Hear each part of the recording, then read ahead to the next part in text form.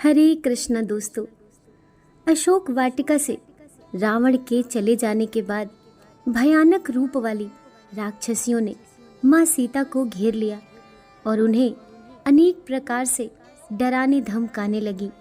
माता सीता की भर्त्सना करते हुए कहने लगी, हे मूर्ख अभागिन, हे नीच नारी, तीनों लोकों और 14 भवनों को अपने पराक्रम से पराजित करने वाले परम तेजस्वी राक्षस राज की शैया प्रत्येक को नहीं मिलती। यह तो तुम्हारा परम सौभाग्य है कि स्वयं लंकापति तुम्हें अपनी अंकशायनी बनाना चाहते हैं। तनिक विचार कर देखो, कहाँ अगाध ऐश्वर्य स्वर्णपुरी तथा अतुल संपत्ति का एक क्षत्र स्वामी और कहाँ वह राज्य से निकाला हुआ कंगाल की भांति वन वन में भटकने वाला हतभाग्य साधारण सा मनुष्य। सोच समझ कर निर्णय करो और महाप्रतापी लंकाधिपति रावण को पति के रूप में स्वीकार करो। उसकी अर्धांगिनी बनने में ही तुम्हारा कल्याण है, अन्यथा राम के वियोग में तड़प तड़प कर मरोगी या राक्षस राज के हाथों मारी जाओगी। तुम्हारा यह कोमल शरीर इस प्रकार नष्ट होने के लिए नहीं है। महाराज रावण के साथ विलास भवन में जाकर रमण करो। महाराज तुम्हें इतना विलासमय सुख देंगे जिसकी तुमने उस कंगाल वनवासी के साथ रहते कल्पना भी नहीं की होगी।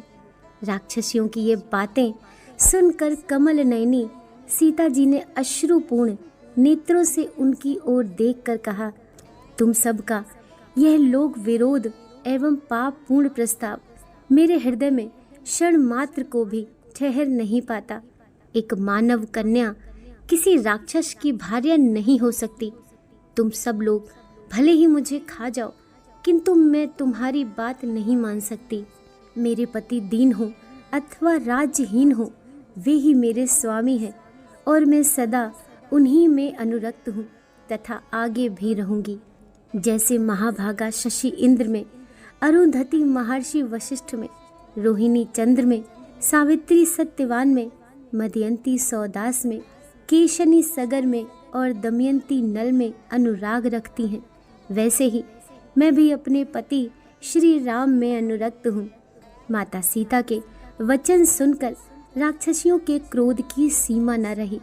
वे रावण की आज्ञानुसार कठोर वचनों द्वारा उन्हें धमकाने लगी।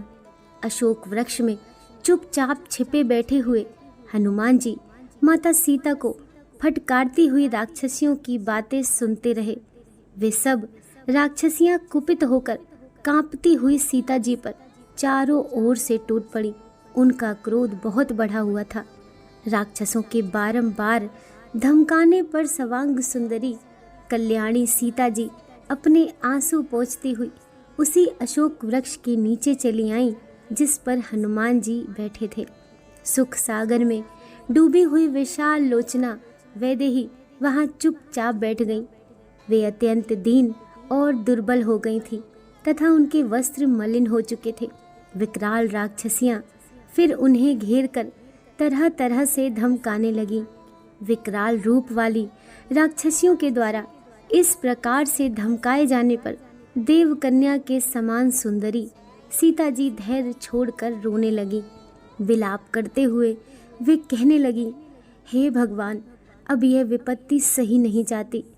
प्रभु, मुझे इस विपत्ति से छुटकारा दिलाओ या मुझे इस पृथ्वी से उठा लो। बड़े लोगों ने सच कहा है कि समय से पहले मृत्यु भी नहीं आती। आज मेरी कैसी दयनीय दशा हो गई है।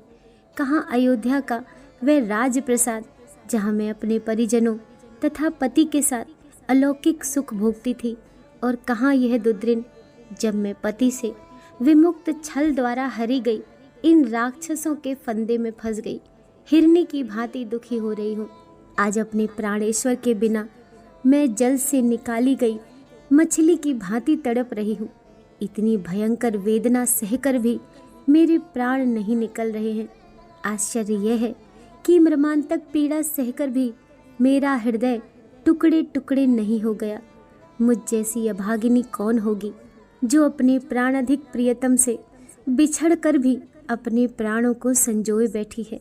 अभी ना जाने कौन कौन से दुख मेरे भाग्य में लिखे हैं। ना जाने वह दुष्ट रावण मेरी कैसी दुर्गति करेगा। चाहे कुछ भी हो, मैं उस महापातकी को अपने बाएं पैर से भी स्पर्श नहीं करूंगी। उसके इंगित पर आत्मसमर्पण करना तो दूर की बात है। यह मेरा दुर्भाग्य ही है कि एक परम प्रतापी वीर की भार्या होकर भी दुष्ट रावण के हाथों सताई जा रही हूँ और वे मेरी रक्षा करने के लिए अभी तक यहाँ नहीं पहुँचे। मेरा तो भाग्य उल्टा चल रहा है।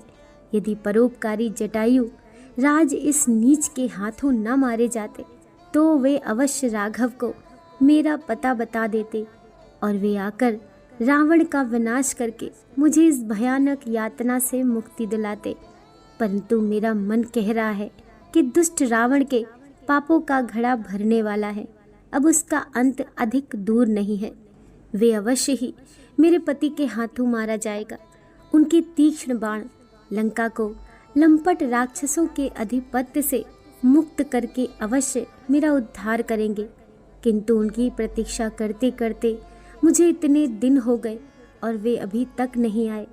कहीं ऐसा तो नहीं कि उन्होंने मुझे मरा हुआ समझ लिया हो और इसीलिए अब वे मेरी खोज खबर ही ना ले रहे हों। ये भी तो हो सकता है कि दुष्ट मायावी रावण ने जिस प्रकार छल से मेरा हरण किया, उसी प्रकार उसने छल से उन दोनों भाइयों का वध कर डाला हो। उस दुष्ट के लिए कोई भी नीच कार्य अकरणीय नहीं है। दोनों दशाओं में मेरे जीवित रहने का प्रयोजन नहीं है। यदि उन्होंने मुझे मरा हुआ समझ लिया है या इस दुष्ट ने उन दोनों का वध कर दिया है, तो भी मेरा और उनका मिलन अब असंभव हो गया है।